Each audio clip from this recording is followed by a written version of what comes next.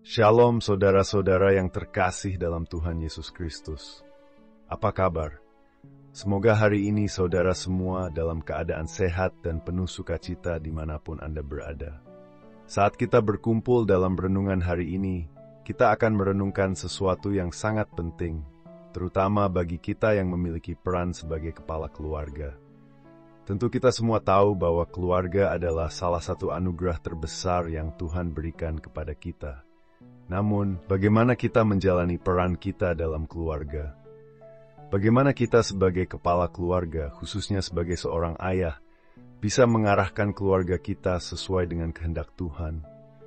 Apakah kita sudah memahami dengan benar tugas kita sebagai pemimpin dalam keluarga? Sebelum melanjutkan, mari kita berdoa. Tuhan yang penuh kasih, kami mengucap syukur atas penyertaan-Mu dalam hidup kami hingga saat ini. Terima kasih karena Engkau selalu hadir dalam setiap langkah kami. Saat ini kami ingin membuka hati untuk mendengarkan firman-Mu. Kami mohon Tuhan, bimbing kami agar dapat memahami dan menjalani ajaran-Mu dengan baik dalam kehidupan keluarga kami. Berkati renungan ini agar membawa dampak yang nyata dalam setiap peran kami sebagai kepala keluarga. Dalam nama Tuhan Yesus Kristus, kami berdoa. Amin. Hari ini mari kita merenungkan pesan yang Tuhan sampaikan melalui Efesus 6 ayat 4 yang berbunyi, "Dan kamu, bapak-bapak, janganlah bangkitkan amarah di dalam hati anak-anakmu, tetapi didiklah mereka dalam ajaran dan nasihat Tuhan." Ayat ini bukan hanya sebuah nasihat, melainkan sebuah peringatan bagi kita semua.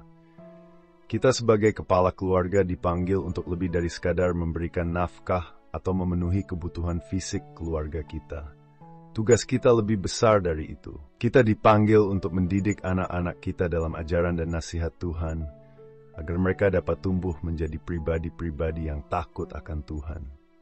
Sebelum kita masuk ke dalam penjelasan yang lebih mendalam, mari kita lihat kembali apa yang sebenarnya dimaksud dengan ayat tersebut.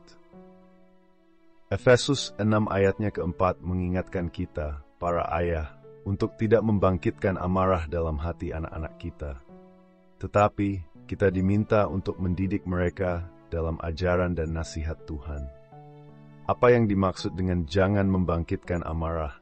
Ini berbicara tentang bagaimana kita harus memperlakukan anak-anak kita dengan penuh kasih sayang, kesabaran, dan kelembutan.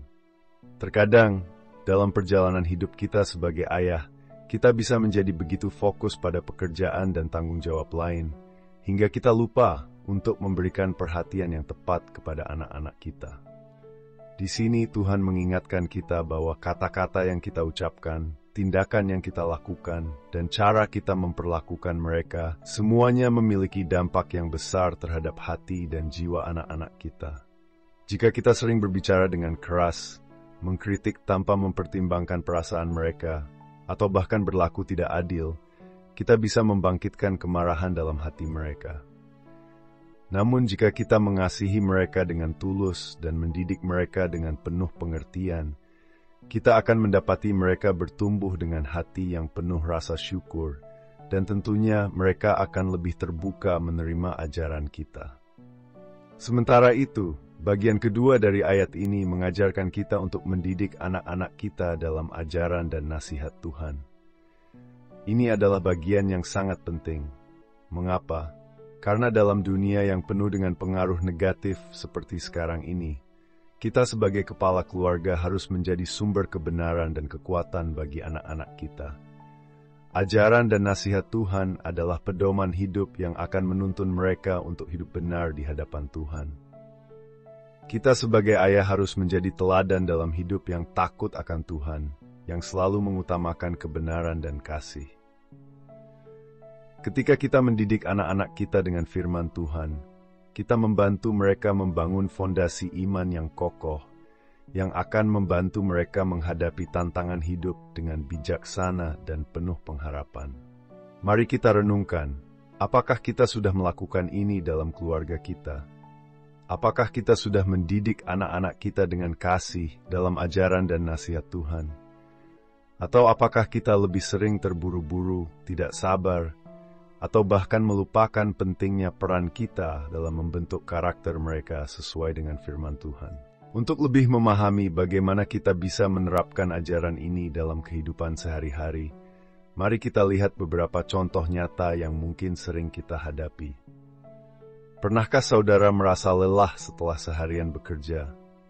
Lalu ketika pulang ke rumah, anak-anak kita mulai bertanya banyak hal atau bahkan berbuat sesuatu yang tidak kita harapkan. Tentu, dalam situasi seperti itu, kita bisa mudah merasa kesal atau marah. Mungkin kita sudah tidak sabar lagi dan ingin segera menyelesaikan masalah dengan cepat. Namun, dalam saat-saat seperti itulah kita dipanggil untuk menunjukkan sikap yang penuh kasih dan kesabaran. Misalnya, anak kita datang dengan masalah kecil, seperti tidak mendapatkan mainan yang dia inginkan. Mungkin kita merasa masalah itu tidak terlalu penting, tetapi bagi anak kita itu adalah hal besar.